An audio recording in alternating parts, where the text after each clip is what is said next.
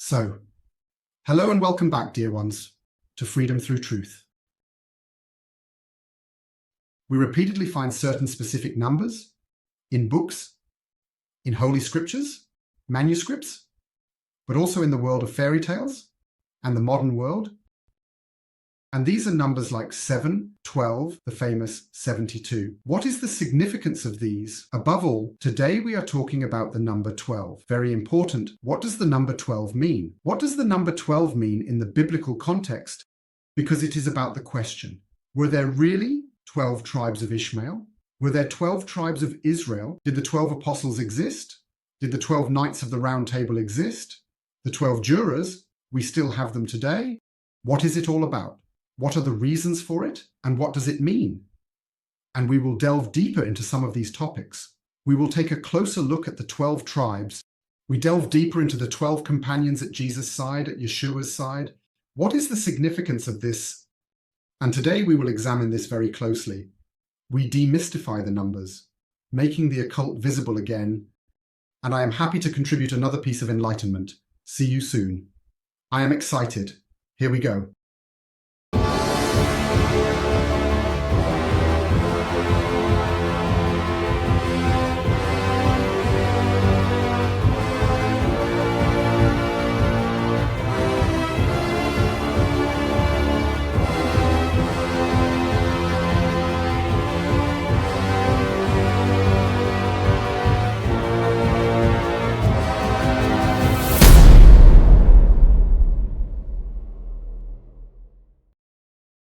Yes, as I said, it seems fascinating to me that there are supposed to have been the 12 tribes of Israel, just as there are supposed to have been the 12 tribes of Ishmael, that is, the Arabs.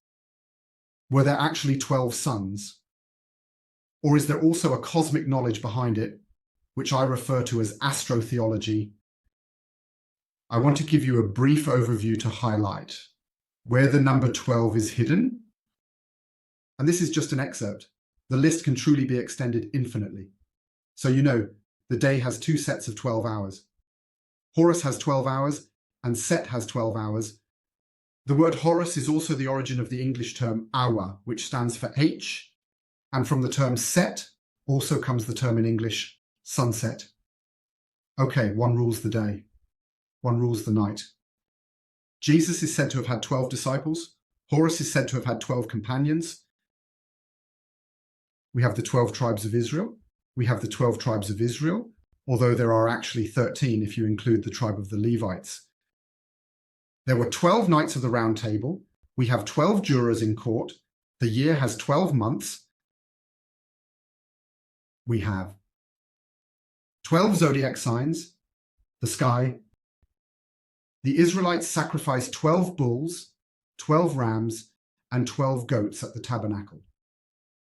King Solomon's throne was surrounded by 12 golden lions. The octave 2001 is divided into 12 equal intervals. Greek mythology knows 12 titans. 12 gods sit on Olympus. The original Egyptian mythology had 12 main gods. We know of 12 main gods of the hares. From Norse mythology, 12 pieces of flour or 12 sacks of flour. God is said to have denied Babylon. See Daniel. At the age of 12, Jesus is said to have been consecrated in the temple. At 12, Horus received his eye, the eye of Horus, back. An intriguing parallel. We have 12 pairs of ribs in the human body.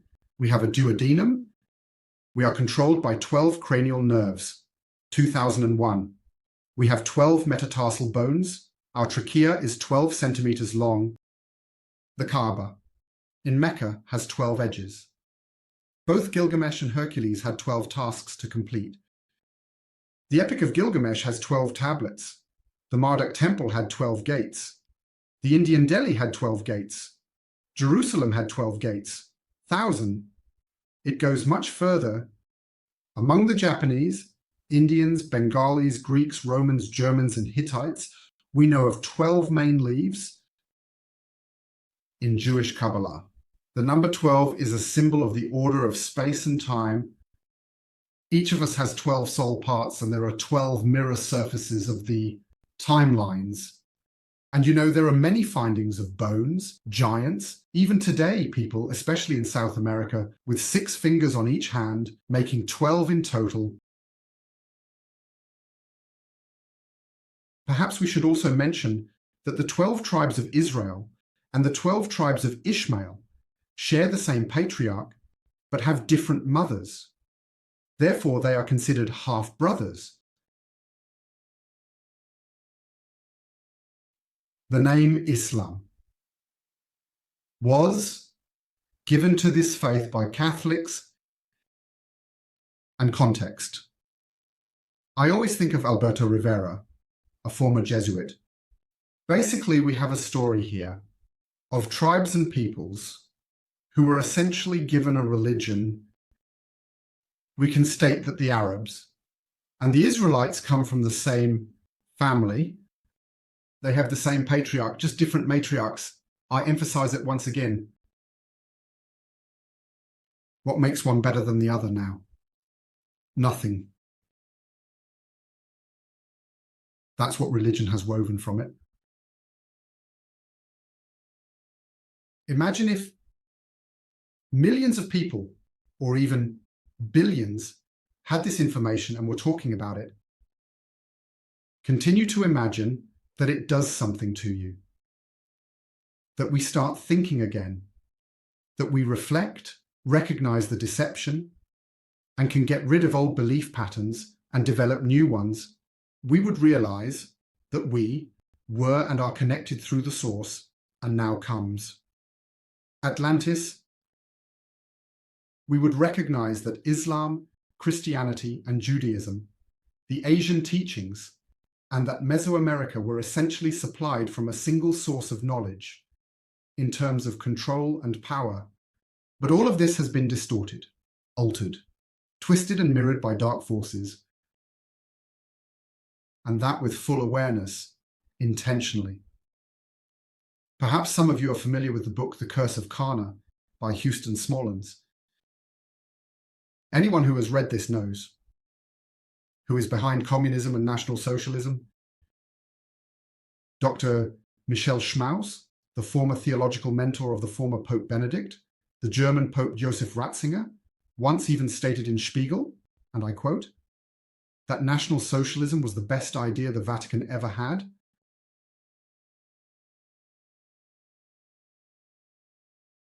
It gets interesting now, what we are about to discuss, before we delve into the significance of the number again.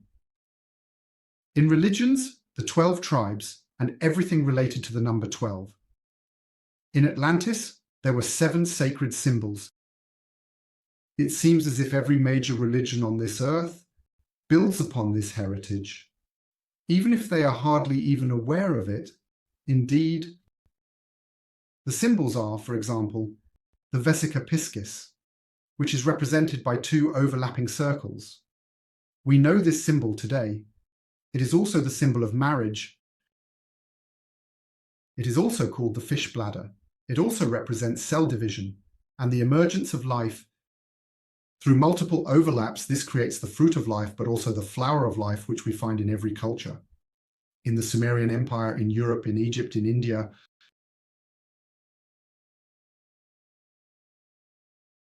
Another symbol, or a specific symbol to mention, is, for example, who doesn't know it? The Egyptian Ankh. That was the symbol of life and rebirth, and held special significance in the Egyptian belief. It is still used today in the Coptic Church. That was one of the holy symbols of Atlantis. So let us note that the Ankh was used as a sacred symbol in Egyptian culture. 2001. The Vesica Piscis has been established in all cultures and all beliefs, but in this case, it has little to do with religion. Another symbol, a sacred symbol in Atlantis, was actually the crescent moon sickle. Where do we find this? It is the emblem of Islam. Another sacred symbol in Atlantis was the cross. It was already used by ancient civilizations We find it in Mesoamerica, we find it in North America among the ancient Celts, and of course it extends into modern Christianity. So Christianity has adopted this symbol. Another sacred symbol was, for example, the swastika. We also know it as the hooked cross. We find it worldwide in all cultures of the Upper Paleolithic. They exist on clay seals from Mesopotamia, from Anatolia, some dating back to 7000 BC. They were found in Troy, in South America, throughout Eurasia, in Russia, Japan, Bali, in Judaism, Greece, among the Aztecs, in Lapland, China, Tibet, and also among the Hopi Indians. Very exciting. And this symbol stood for the divine gift of eternal protection. It was greatly valued by the ancient sages, to whom the gods entrusted the highest gift, the protection of the heavenly truth. Names of derived symbols include, for example, Agni. We know Agni Otra today as a ceremony.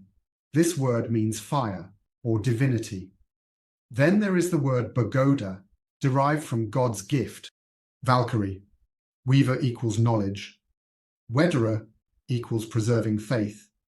Dunya equals unity. In other languages also snitch, fire of knowledge. Well, spiritual power, primordial fire of creation. Istok, primal source. Holovra is found in other languages, meaning cycle. We find Koljada is the change, which is the celestial cross, or Rudovik is the original tribe. Svetos is the source of light. Svitavit is the bringer of light. Sun Council or saints. It is also known as the sun wheel in German. The depiction of this symbol, is banned in Germany for certain reasons, okay? We also find it in old mosaics, ancient reliefs, Roman tile mosaics, quite a lot. Let's move on to another symbol, very famous. The hexagram. It is also said that the Star of David or the Seal of Solomon, once a sacred symbol from Atlantis, should be found on the flag of Israel.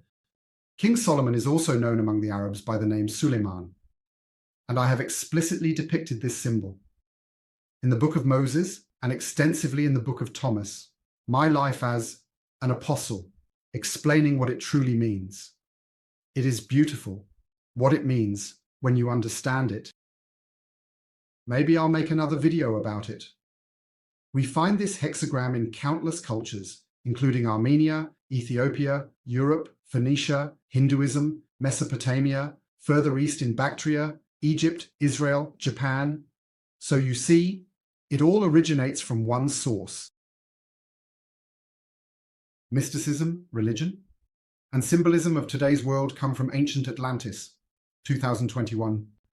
No matter which continent we are on, everything is one, the all one.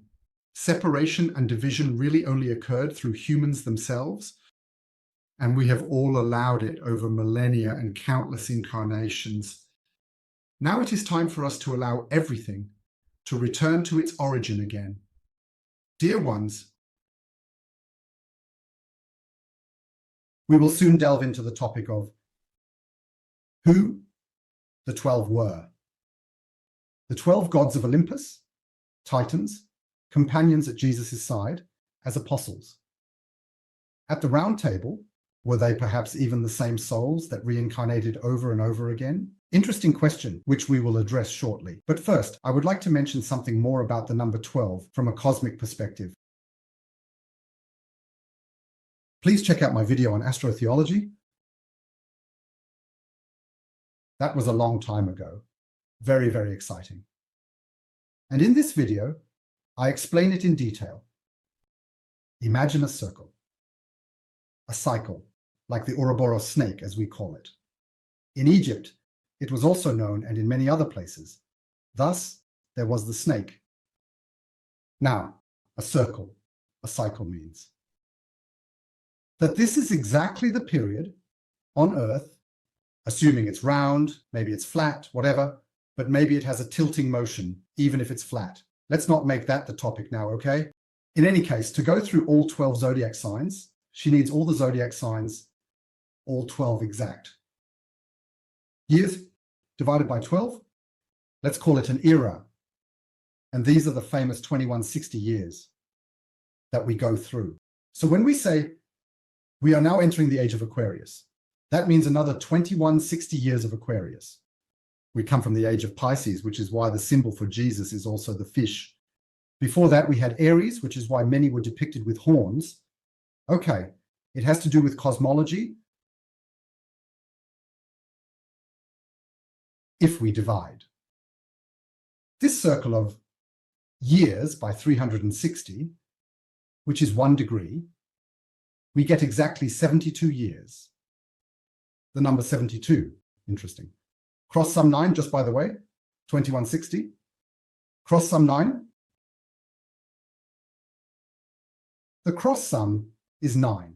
You can twist it any way you want. This is the completion. We seem to be moving out of this cycle now, in the course of the cosmic elevation of consciousness. But we need to understand why these numbers were used.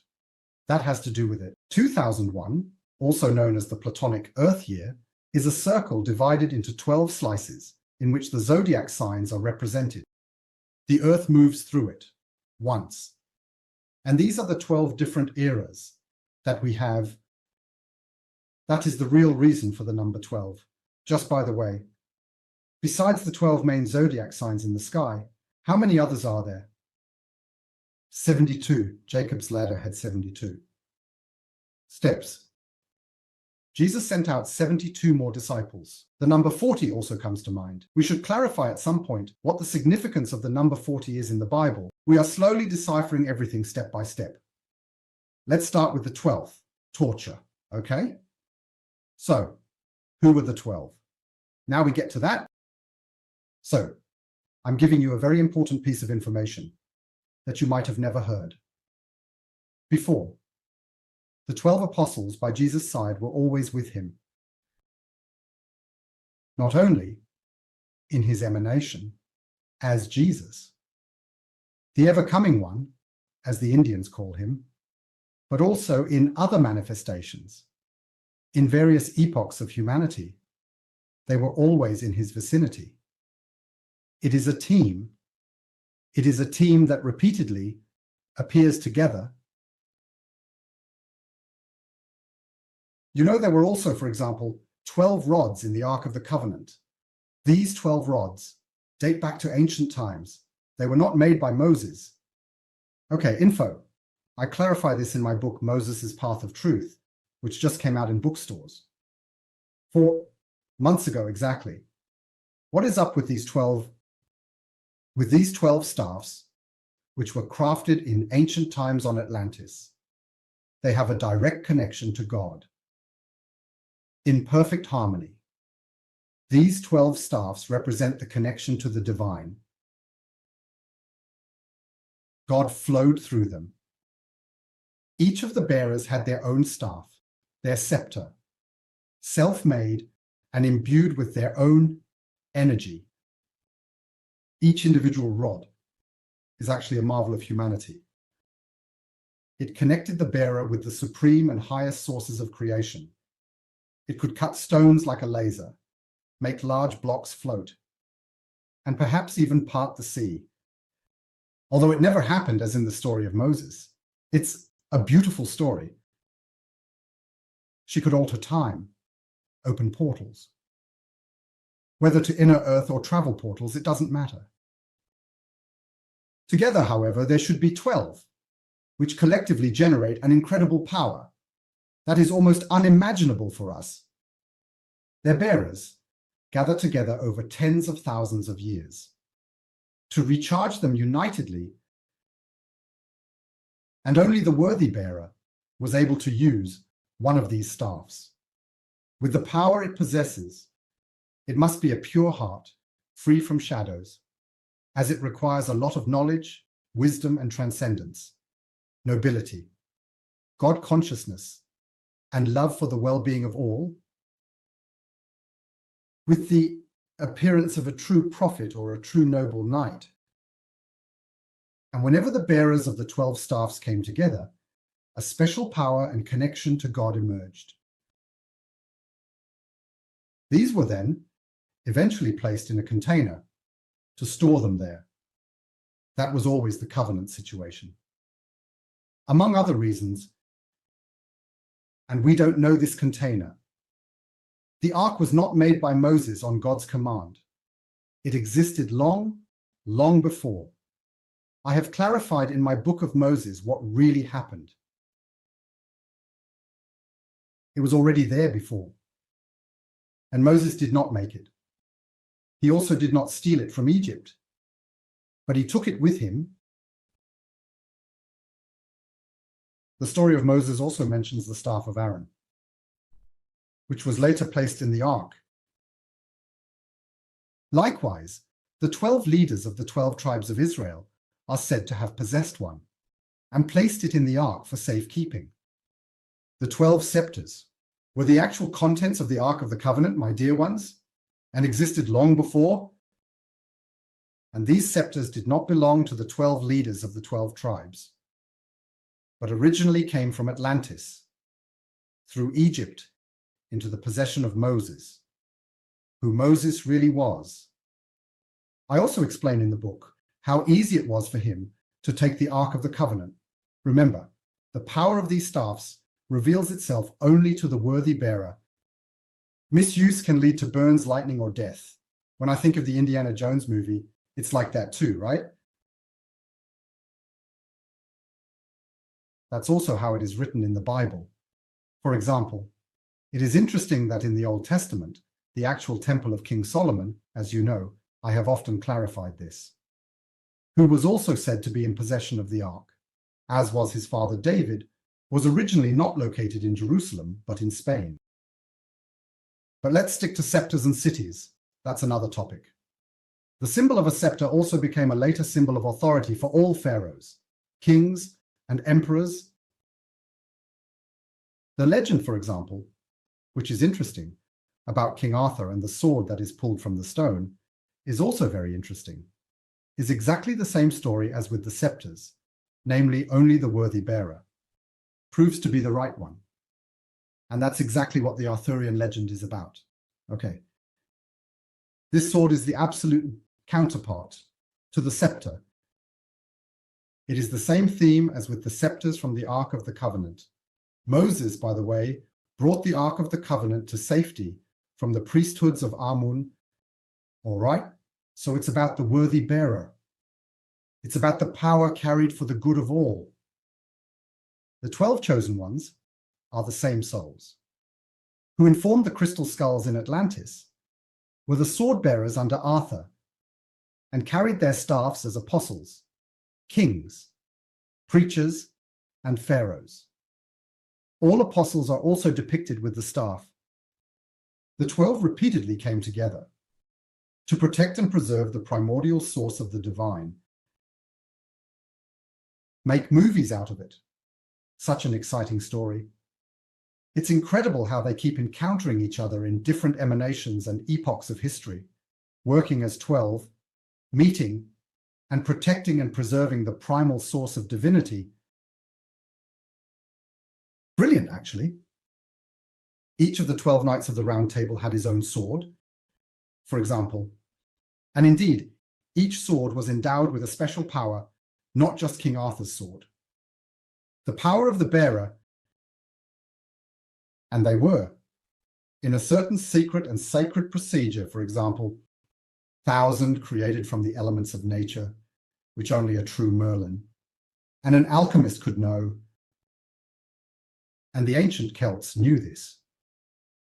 In films about the legend of King Arthur, or in pictures, have you ever noticed that they sit at a round table, all 12 of them, with the sword, lying on the table, and the tip of the sword pointing to the center of the table?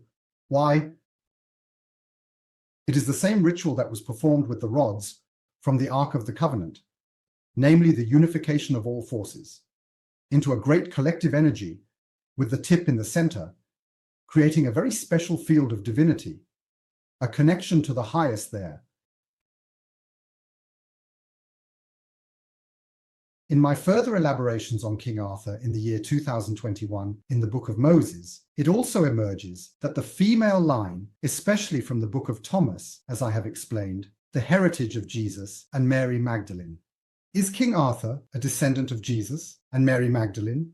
That the female lineage of descendants from Mary Magdalene became several initiated high priestesses in France, Burgundy, and Britain in the year 2001, and from this emerged the famous Lady of the Lake as the autosayer, Queen Vivian Avalon del Accia. For example, while the male lineage, the descendants of Mary, Magdalene, and Jesus, belong to the so-called famous Fisher kings who ruled in Gaul, the female line retained the status of dragon queens in their own unique dynasty. The matriarchal queens of Avalon in Burgundy, in this case, they were known as the House del Acche, the House of Water. And among them was also the great 2001 Queen Vivian from the 6th century, who is revered in Arthurian romance as the Lady of the Lake. This heritage, my dear ones, was very important to the Celtic Church. Namely, for example, King Kenneth MacAlpine, when he united the Scots and the Picts in 844 AD, particularly mentioned and had to prove in his Charter of Inauguration and his Charter of Descent from the Queens of Avalon. These dragon queens were also the ones who bestowed the honour upon the true knights of the Round Table, initiating and distinguishing them with their magical sword. The painting, for example, a very beautiful painting titled Accolade by Edmund Blair Leighton, demonstrates this in a very beautiful and vivid way. So, one's staff or scepter is another's sword. It is not merely a symbol of power, as it has been made out to be, but it actually carries power within itself. The power of the bearer, who has managed to let God work through him in countless incarnations. It carries the Christ energy within, combined with the abilities of the bearer. If this master can remember all his past lives through memories, transcendence, SOS EOS, and transformation, he can unite the abilities of all his emanations in the true light of God. The royal aspect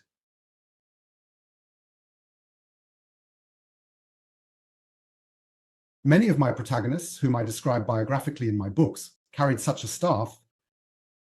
Also, the apostles. Jesus Christ, Solomon, Abraham, Isaac, Hiram, Ramses III, Melchizedek, Enoch, and many others. What today's dignitaries carry with them is just a little bit distorted image of it. It is a symbol of dominion and an instrument of power, and it hardly carries its true meaning anymore. But this will soon change again in the new era, as the truly worthy will find each other once more. Perhaps you are also familiar with the papal ferula, which also receives such a saint. We also know these 12 as the companions of Jesus Christ, who dedicated and sometimes sacrificed their lives for him and his teachings. Do you think they all sat at a table during the Last Supper, like in the famous painting by Leonardo da Vinci? Of course not. Disciples sat in a circle, not at a long table, just like the Knights of the Round Table. The circle, the cycle of nature, the circle of 12, also represents the 12 zodiac signs. We have learned this, focusing all its energy on the center. And the apostles also had death and scepters. There are actually many depictions, paintings, and frescoes, where we find the apostles depicted at a round table. Look there.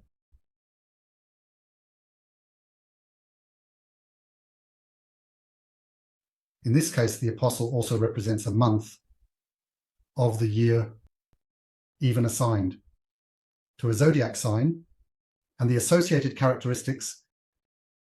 They were all initiates, and they largely knew the mysteries of humanity and the cosmos, the all-one of God.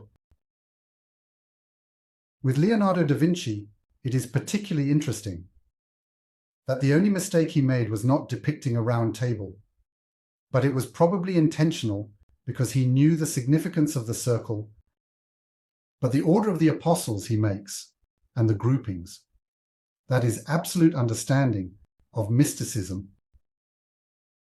So, in the picture at the square table, it wasn't about showing the seating arrangement, but rather the hidden message within it. Take a close look at Da Vinci's painting. The 12 disciples are divided into 4 groups of 3 apostles each. A spring group, a summer group, a fall group, and a winter group. The spring group begins, for example, with the apostle, Simon, who stands for Aries. And that's where the year starts astronomically as well. Even when you read your horoscope in the newspaper, it always begins with Aries. His determination in the picture points to the cardinal fire sign. Next is Thaddeus, the symbol for the slow Taurus. He was also depicted with a strong bull neck. Take a close look at it. His raised hand symbolizes the ideogram of Taurus. And then comes Matthew as the third, the undecided Gemini, whose head and hands point in different directions. Stands for Gemini. Then comes the summer group. It begins with Philip. He stands for Cancer. With the zodiac sign, Cancer. He shows the typically dreamy and introspective look of a Cancer. Arms and hands form a gesture of a crab's claw. Oh, come on. In the ideogram of Cancer. James the Greater represents Leo. He exudes a special dominance within the group. Behind Leo is Thomas, associated with the sign of Virgo. Rather skeptical and admonishing, at the center of the arrangement we find Jesus himself, who represents the center, the sun. He rests in the center and represents the creative logos, the sun, that around which everything revolves. In the autumn group, we see John to the left of Jesus, who represents Libra. His hands placed one over the other symbolize a scale. The scale seeks harmony, which seems lost in the painting due to a tilt to one side. The next in line is Judas, SOS Eos, who actually sits next to John, but has leaned back. His face is in the shadow. The spilled salt almost, speaks volumes, stands for a bad omen.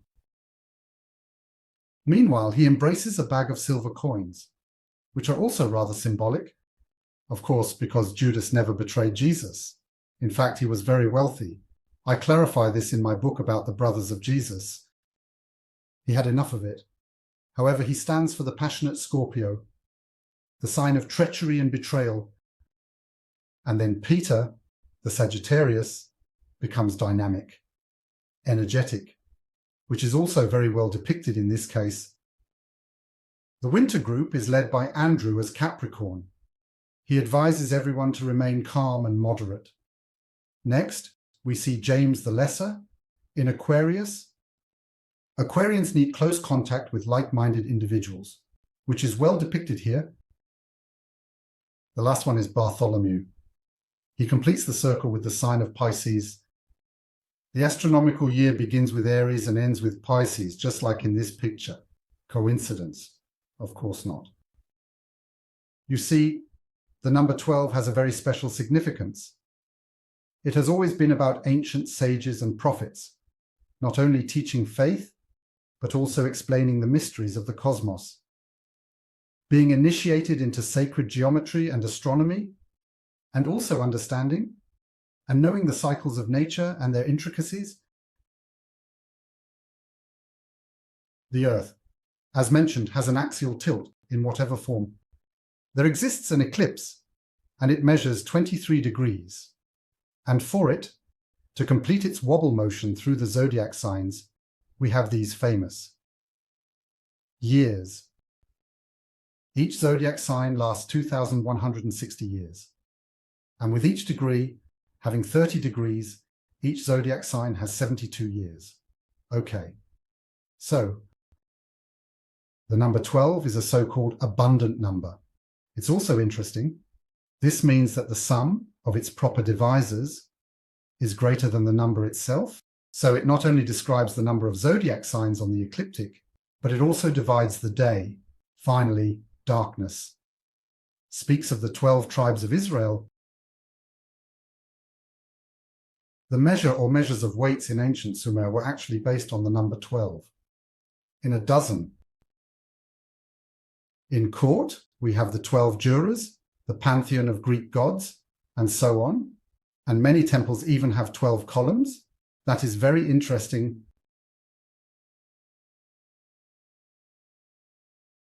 There is also talk of 12 minor prophets in the 12th. Book of Prophets in the Old Testament, 12 gemstones are. On the breastplate of a high priest, many ancient temples have 12 columns.